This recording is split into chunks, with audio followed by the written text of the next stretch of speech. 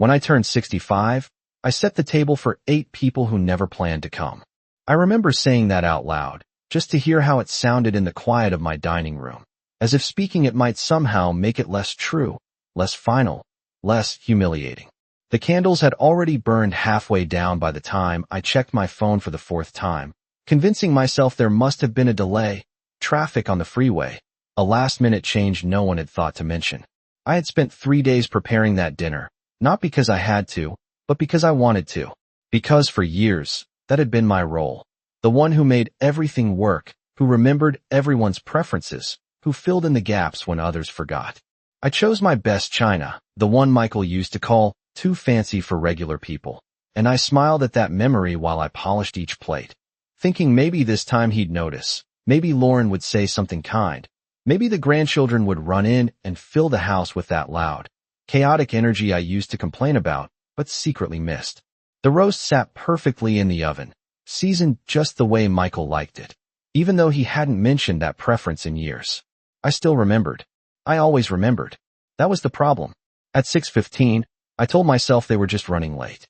At 6:30, I adjusted the napkins again, smoothing out imaginary wrinkles. At 6:45, I poured myself a glass of water just to have something to do with my hands. By 7 o'clock, the silence in the house had changed. It wasn't patient anymore. It wasn't waiting. It was certain. I sat down at the head of the table, the chair I had chosen so I could see everyone at once, and for a moment, I just looked at the empty seats, each one holding a name I had written so carefully on those little cards. Michael, Lauren, Emma, Jacob, names that used to mean everything. Names that still did, if I was being honest. That's when my phone lit up, not with a message, not with an apology, but with a notification I hadn't expected. A photo. I didn't want to open it at first. Something in me already knew. But I did. Of course I did. And there they were. All of them. Standing. Together under a bright, cloudless sky somewhere that clearly wasn't here, dressed in light colors, sunglasses on, drinks in their hands, smiling in a way I hadn't seen directed at me in a very long time. The caption was simple. Finally a stress-free family getaway. I read it twice. Then a third time, slower. Stress-free. I let that word settle in the room with me, heavier than the silence had been.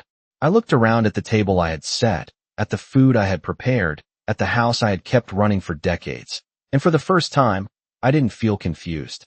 I didn't feel angry. I felt clear. Not about them. About me.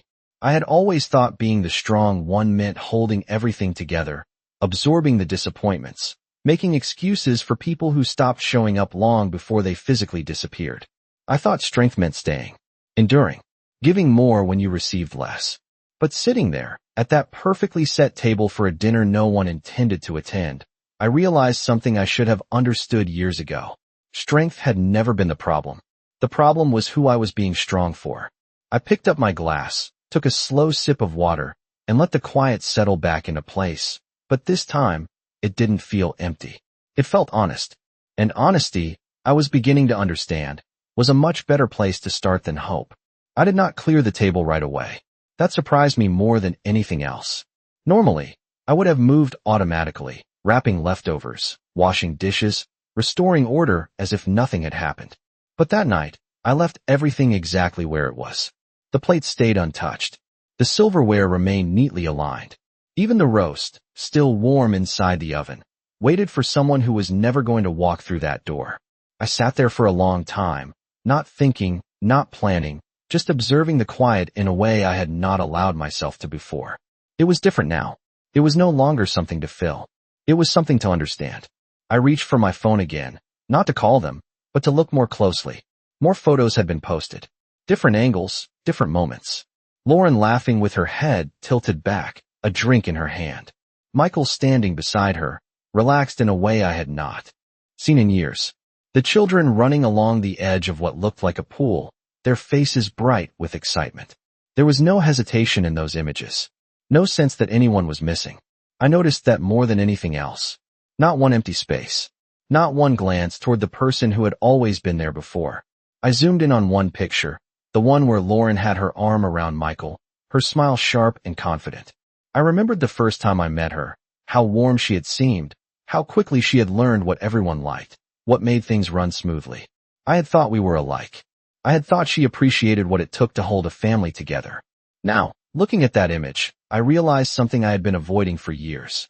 She had not learned those things to help me. She had learned them to replace me. The thought did not sting the way it should have. It settled instead, like a final piece of a puzzle I had been trying to complete without realizing it. I stood up slowly and walked into the kitchen. The house felt larger than it had earlier that evening, as if the walls themselves had stepped back. I turned off the oven, not because I was ready to move on, but because it was simply the next logical step. I took the roast out and placed it on the counter, staring at it for a moment before covering it carefully, the same way I always had. Some habits do not disappear all at once. I opened the refrigerator and made space, moving things aside with quiet precision, then placed the dish inside as if I were storing something more than food. I closed the door and leaned against it, letting out a breath I had not realized I was holding. For years, I had measured my worth by how needed I was. If someone called, I answered. If someone needed help, I rearranged my day. If something went wrong, I stepped in before anyone else even noticed. I told myself that was love. That was what mothers did. But standing there in my own kitchen, after a night that should have been filled with voices and laughter, I saw it differently. Need was not the same as care. Dependence was not the same as respect. I walked back into the dining room and looked at the place cards again. I picked one up, the one with Michael's name, and ran my fingers over the ink. I had written it slowly, carefully, wanting it to look just right. I set it back down exactly where it had been. Then I did something I had not done in years. I left it there. I turned off the lights and walked upstairs without fixing anything else. No wiping the table. No stacking the plates. No trying to erase the evidence of what had not happened. In my bedroom, I sat on the edge of the bed and let the silence follow me there. It did not feel like rejection anymore. It felt like information. Clear. Undeniable. I picked up my phone one last time and opened my contacts, scrolling past names I had called out of habit, out of obligation, out of a belief that if I kept reaching, eventually someone would reach back. My thumb hovered over Michael's name. I could call. I could ask. I could give him a chance to explain something that did not need explaining. Instead, I locked the screen and set the phone down on the nightstand. For the first time in a very long time, I chose not to be the one who fixed it. And that choice, small as it seemed, felt like the beginning of something I had been putting off for far too long. I woke up earlier than usual the next morning, not because I had slept well, but because there was nothing left in me that wanted to stay in bed pretending everything was the same. The house was quiet in that familiar way, but it no longer carried the weight it used to. It simply was. I walked downstairs slowly, my hand brushing along the banister out of habit, and when I reached the dining room, I stopped. The table was exactly as I had left it. 8 plates. 8 glasses. 8 empty chairs that had not been filled. In the morning light, it looked almost staged, like a photograph meant to capture something that had already disappeared. I stepped closer, taking in the details I had been too overwhelmed to notice the night before. The folded napkins. The carefully placed utensils. The small name cards still standing upright, patient and untouched. For years, I would have rushed to fix this, to clean it, to erase the evidence before anyone else could see it. But there was no one else to see it. Only me. And for the first time, I allowed myself to look at it without trying to change it. I walked into the kitchen and poured myself a cup of coffee, measuring the grounds carefully, following the same routine I had followed for decades. The smell filled the space, warm and familiar, and I leaned against the counter as it brewed. Normally, this would have been the moment I started planning. Who to call? What to say? How to smooth things over before they had the chance to become something permanent. But there was nothing to plan, nothing to fix. The absence of that responsibility felt unfamiliar, almost unsettling. I carried my coffee back into the dining room and sat down, not at the head of the table this time, but in one of the side chairs. I wanted to see it differently, from a different angle. The sunlight caught the edges of the plates, reflecting softly across the surface of the table, and for a brief moment, it almost looked beautiful. That thought surprised me. Beautiful was not the word I would have used before. Before, I would have called it disappointing, or sad, or unfair. Now it felt honest. I took a sip of coffee and let my eyes move slowly from one seat to the next, and with each one, a memory surfaced. Michael at 10 years old, sitting with his elbows on the table despite being told not to, laughing at something small and unimportant. Lauren during her first Thanksgiving with us, watching everything closely, learning where things were kept, how things were done. The children, years later, swinging their legs under the chairs, too small for their feet to reach the floor. Those memories were still there, untouched, but they no longer matched the present. And I realized then that I had been trying to live in both at the same time, holding on to what was while ignoring what had become. I finished my coffee slowly, not rushing the moment, not trying to escape it. When I stood up, I did not clear the table. Instead, I walked to the window and looked out at the street, watching as the morning carried on without me. Cars passed. A neighbor walked her dog. Somewhere, life was continuing exactly as it should. It made me think about how much of my own life I had paused, waiting for others to show up, to include me, to make space for me the way I had always made space for them. I had been standing still, hoping they would come back to meet me where I was. But they had already moved on. I turned away from the window and looked at the table one more time, and this time, I saw it clearly. Not as a failure, not as a rejection, but as proof. Proof of where I stood. Proof of what had changed. Proof of what I could no longer pretend not to see. I picked up my phone again, not to scroll, not to search for more images or explanations, but to open my calendar. The date was still marked. My birthday. A small note I had written weeks ago reminding myself to enjoy the evening. I stared at that line for a moment, then pressed my finger against the screen and deleted it. Not the date, just the reminder. I did not need to remind myself anymore. I understood now. And understanding, I was beginning to realize, was far more powerful than hope had ever been. It was not one moment that changed everything. It was many small ones, stacked quietly on top of each other over the years. Moments I had dismissed at the time because it felt easier to let them pass than to stop and ask what they meant. Standing there in that dining room, I could see them now, clearly, one after another, like stepping stones I had been walking across without ever looking down. I remembered the first Christmas after Lauren married into the family, how she had gently suggested we move dinner to her house because it would be more convenient for everyone, and how I had agreed without hesitation, packing up my recipes, my traditions, and bringing them to her kitchen as if nothing had changed. I told myself it was just one holiday. I told myself flexibility was a good thing. The next year, I was not asked at all. The plans were already made by the time I heard about them, and I laughed it off, saying I was glad someone else wanted to take the lead. I remember how proud I felt, pretending it did not matter. Then there were the birthdays.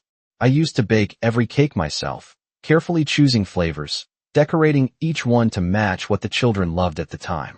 At some point, the parties moved to places I was told about after the fact, with store-bought cakes and photos posted online before I even knew they had happened. I would call later, my voice light, asking how everything went, and Michael would say it had been last minute, nothing planned, just something small. I believed him because I wanted to. Or maybe because it was easier than questioning why I had not been included.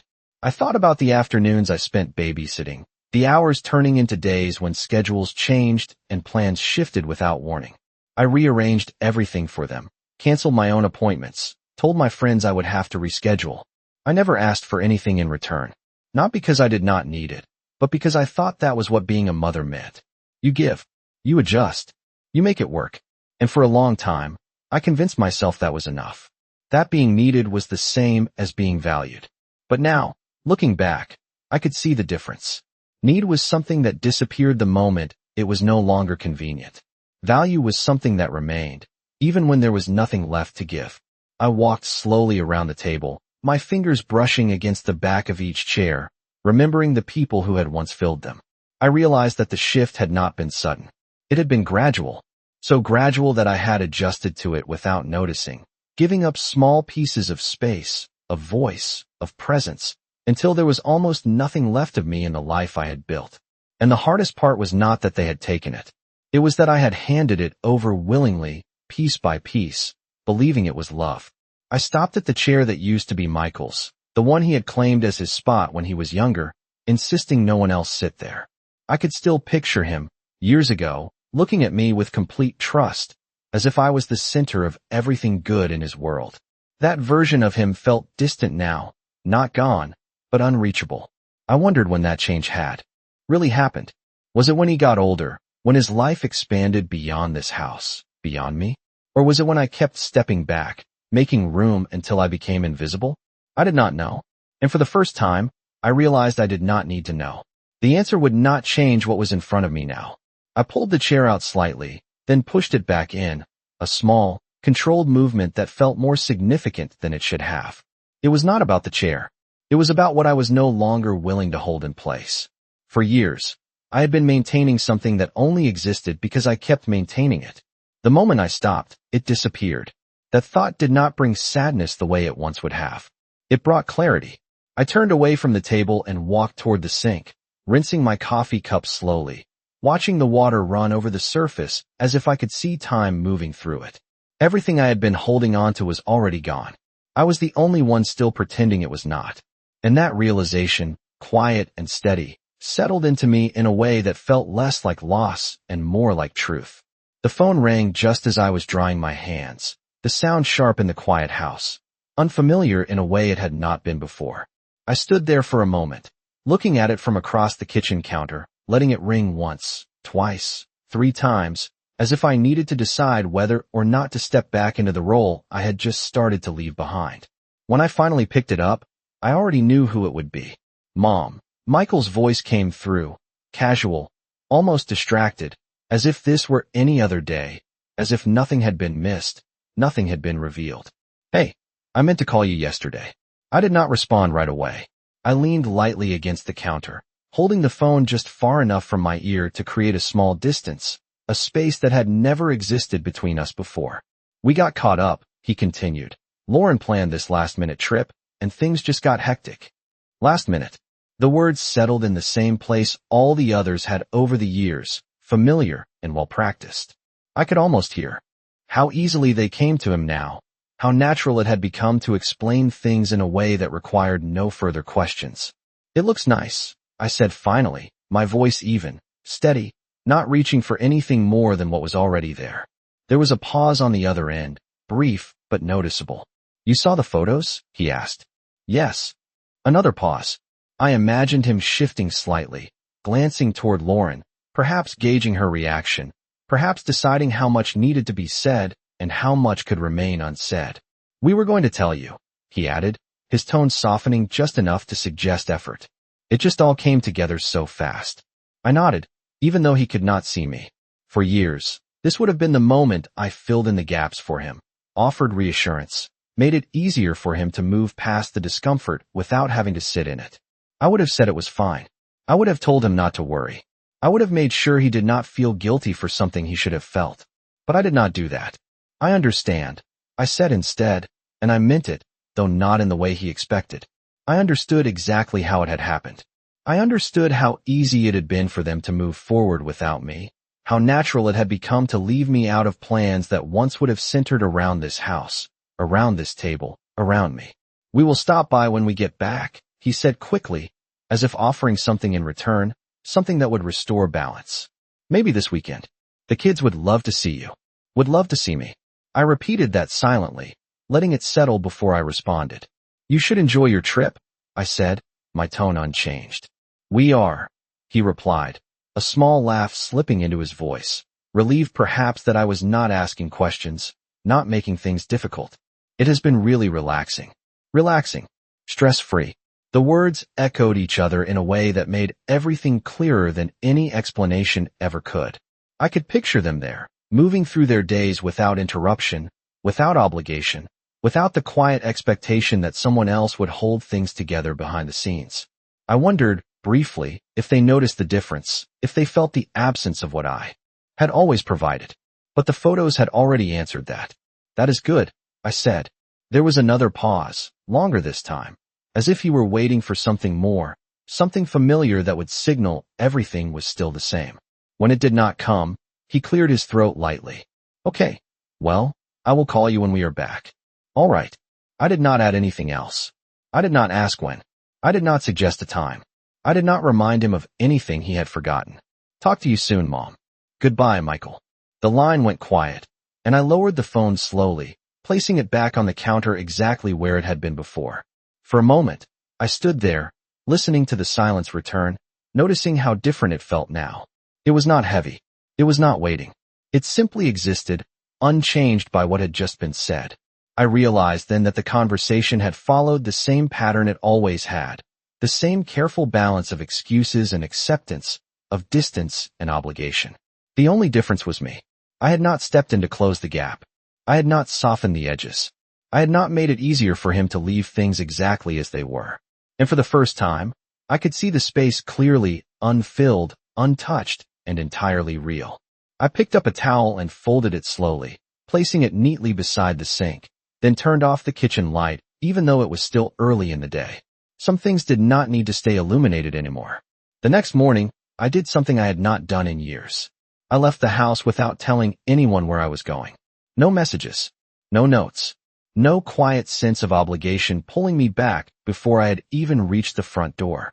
I stood there for a moment with my hand on the doorknob, noticing how unfamiliar that felt, how strange it was to step outside without first checking who might need me, who might call, who might expect me to be available. Then I opened the door and walked out anyway. The air was cool, carrying that early morning stillness that made everything feel a little more defined. I locked the door behind me and paused on the front steps, looking out at the street as if I were seeing it for the first time. It was the same street, the same houses, the same quiet rhythm of a neighborhood that had not changed nearly as much as I had convinced myself it had. I started walking without a destination, letting my pace settle into something steady and unhurried. For years, every step I took had been tied to a purpose. Grocery lists, school pickups, appointments I scheduled for other people before I ever considered my own. Even my walks had been planned around someone else's needs. But this time, there was no list in my mind. No clock ticking in the background. Just the sound of my own footsteps moving forward. I passed by the small park a few blocks away, the one I used to bring Michael to when he was younger, back when a simple afternoon on a swing set could fill an entire day. I stopped at the edge of it, watching as a young mother pushed her child on a swing, her attention focused completely on that small moment. I recognized the way she leaned forward slightly, the way her body stayed alert even in stillness. I had stood like that once. I had lived like that for decades. Always present, always ready, always anticipating what someone else might need next. I wondered, briefly, if she knew how easily that could become a habit you never step out of. I turned away and kept walking, my hands tucked lightly into my coat pockets, feeling the quiet weight of something shifting inside me. It was not sudden. It was not dramatic. It was steady, like something finally settling into place after being out of alignment for far too long. I realized that I had spent years building a life that depended on me, but not a life that included me. Everything I had created, everything I had maintained, had been structured around being useful, reliable, necessary. And in doing that, I had slowly removed myself from the center of my own life without even noticing.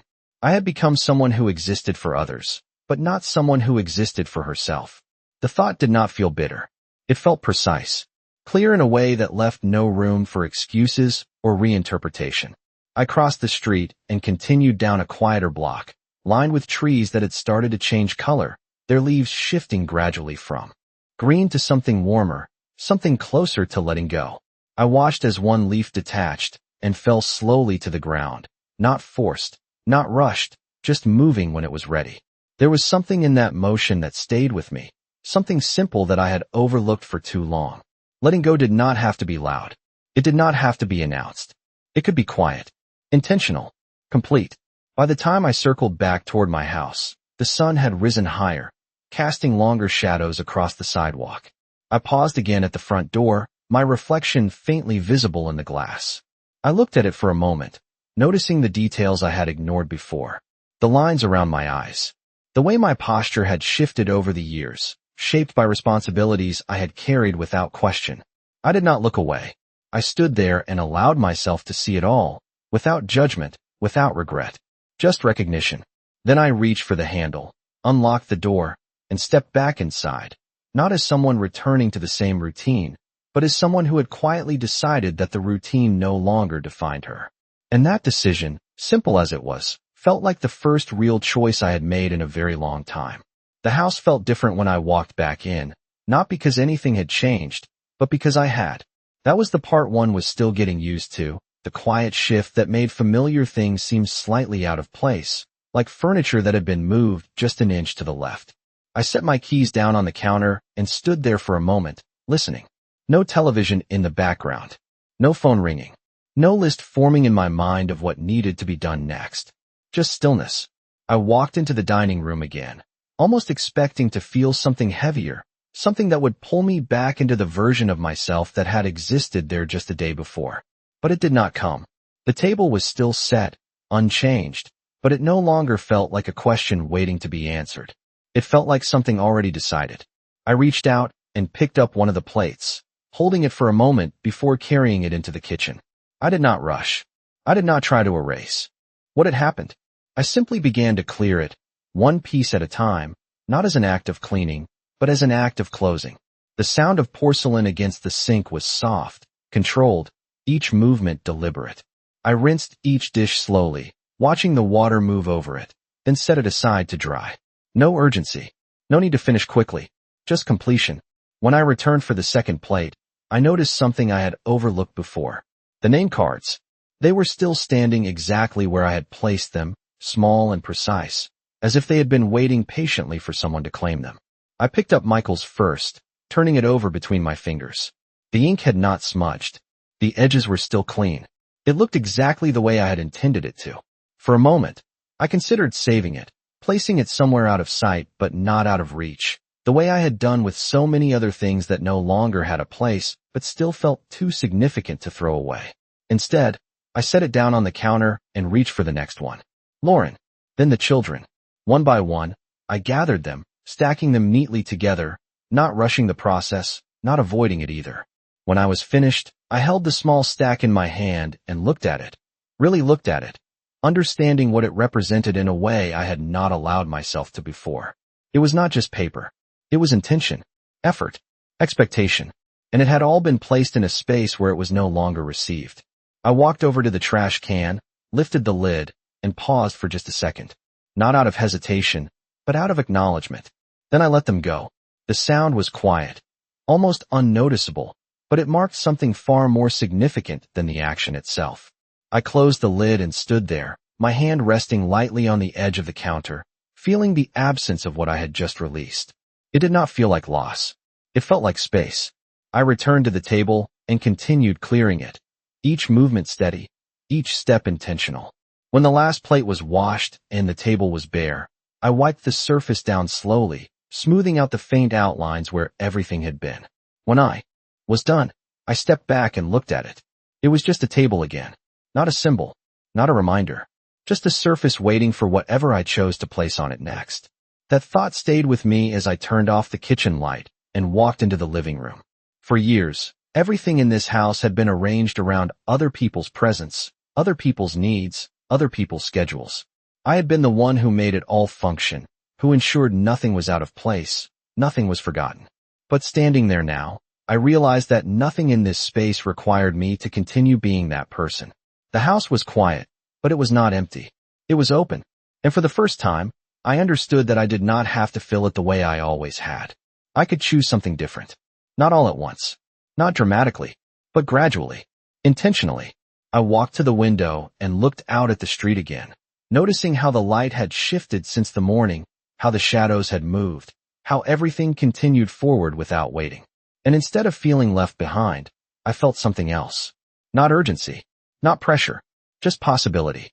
Quiet, steady, and entirely my own.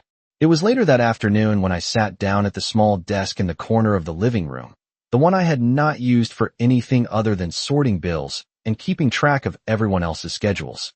The surface was still organized the way I had always kept it, stacks of neatly arranged papers, a pen placed carefully beside a notepad, everything in its place, everything ready to be used for something practical, something necessary. I pulled out the chair and sat down slowly, my hands resting lightly on the edge of the desk as I looked at it, realizing that for years, this space had never truly belonged to me.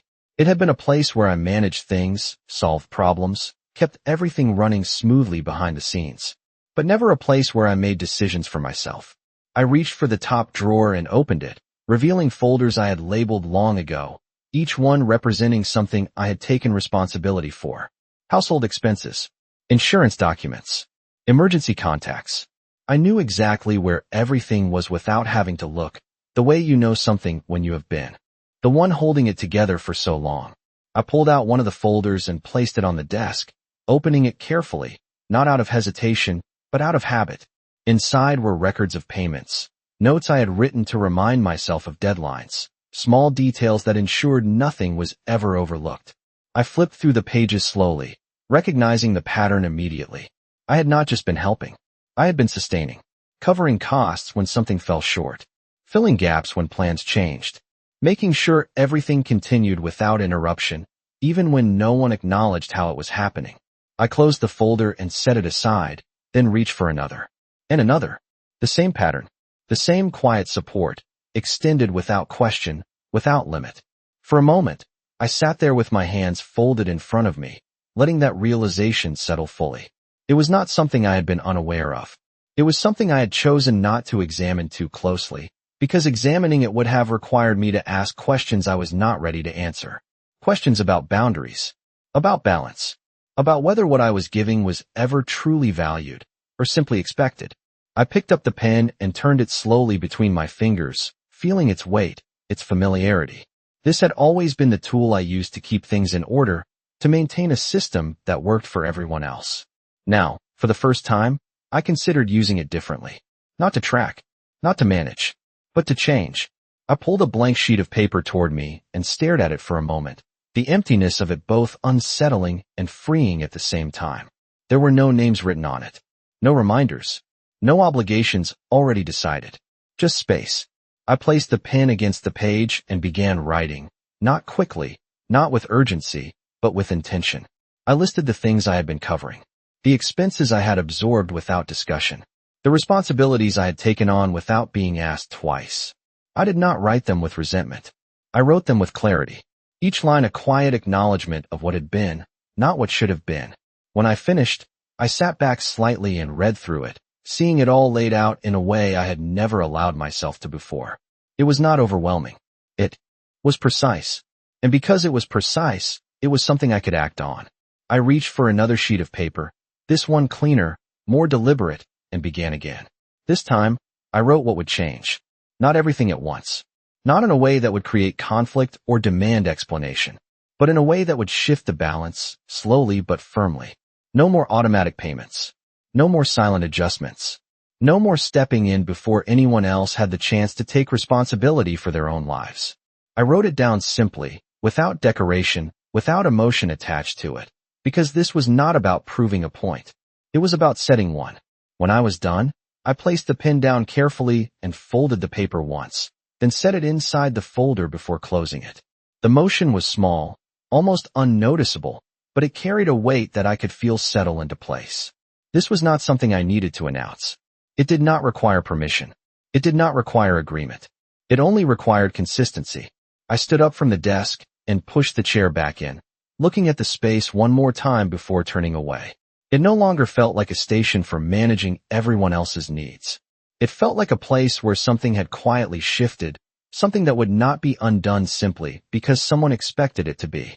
And as I walked away, I realized that this was how change actually happened. Not in loud declarations or sudden confrontations, but in small, deliberate decisions that no longer needed to be explained to anyone but myself. They came back 3 days later, just like Michael said they would, pulling into the driveway in the early afternoon as if they were arriving for something ordinary, something expected, something that had not already shifted beyond recognition. I saw the car through the window before I heard the engine cut off, and for a moment, I simply stood there, watching, noticing how automatic my old instincts were, how quickly my body recognized the pattern, the routine, the familiar signal that it was time to step back into place. But I did not move. I stayed where I was, my hands resting lightly on the back of the chair, allowing the moment to unfold without adjusting myself to meet it. The front door opened without a knock, the way it always had, and the sound of voices filled the space, bright, casual, untouched by anything that had happened before. "Mom," Michael called out, his tone easy, as if nothing needed to be explained, as if time had simply continued without interruption. "We are here." I turned then, not quickly, not slowly, just enough to face them as they stepped into the living room, carrying bags, sunglasses still resting on their heads, the energy of their trip still clinging to them. The children moved ahead first, their voices overlapping, excited, unaware, and I smiled at them. A small, genuine smile that did not carry the weight it used to. Behind them, Lauren stepped in, her expression composed, her posture confident, as if she were walking into a space she had already decided how to navigate. Michael followed, glancing at me briefly before setting the bags down, his movements slightly more measured now, as if he were trying to read something that was no longer being offered so easily. "You should have told us you saw the pictures," he said, his tone light, but with an edge of something else beneath it, something uncertain, something searching for a familiar response. "We would have called sooner." I nodded once, acknowledging the statement without expanding on it. "You had a trip to enjoy," I said, my voice steady, neither warm nor distant, simply present. Lauren stepped forward slightly, her smile practiced, controlled. "We brought you something," she said, holding out a small bag, the kind you pick up at an airport shop without much thought, something symbolic, something that suggests consideration without requiring it. I looked at it for a moment before taking it, not out of obligation, but out of choice, placing it gently on the table beside me without opening it. "Thank you," I said. There was a pause then, subtle but noticeable, the kind that appears when something expected does not happen, when the rhythm of a conversation shifts just enough to create a gap. Michael cleared his throat lightly. "So, how have you been?" he asked, the question simple, familiar, but now carrying a weight it had never held before. I considered it for a moment, not because I did not know the answer, but because I understood what he was really asking. Not about my days, not about my health, but about whether everything was still the same. Whether I was still the one who would smooth over what had been left undone. "I have been well," I replied, and it was true in a way that surprised even me. The words did not come from habit. They came from something quieter, something more settled. The children had already moved into the next room, their laughter echoing softly, filling the space in a way that felt separate from everything else. Lauren glanced toward them, then back at me, her eyes narrowing just slightly, as if she were trying to identify what had changed without being able to name it. "We were thinking," she began, her tone shifting into something more deliberate. "Maybe next weekend we could all have dinner here. Like we used to. Like we used to." The phrase lingered between us, carrying with it the assumption that what had been could simply be resumed, that the structure I had maintained for so long was still intact, waiting to be stepped back into. I looked at her, then at Michael, noticing the expectation there, quiet but present, the belief that I would agree, that I would make it happen the way I always had. I did not respond right away. I let the silence settle, not as a form of resistance, but as a form of truth. Then I spoke. "That will not be necessary," I said, my voice calm, even, leaving no space for misunderstanding. Michael blinked slightly, caught off guard, while Lauren's expression tightened just enough to reveal the shift. "What do you mean?" she asked, her tone still controlled, but no longer certain. I held her gaze, not with confrontation, but with clarity. "I mean," I said, pausing just long enough for the words to settle into place, "I am no longer the one who keeps everything together for everyone else." The room was quiet then, not empty, but still, as if something had been placed down that could not be picked back up the way it once had been. Michael opened his mouth as if to respond, then closed it again, the absence of the expected answer leaving him without the usual path forward. Lauren said nothing, her posture unchanged, but her eyes sharper now, more aware. I did not explain further. I did not justify it. I did not soften it. I simply stood there, steady, present, no longer adjusting myself to fit what they needed me to be. And in that moment, I understood something with a certainty that did not require repetition. They had not lost me that night at the table. They had lost me slowly, over years of small, unnoticed decisions. The only difference now was that I had finally chosen to see it. And once seen, it was not something I would ever unsee again.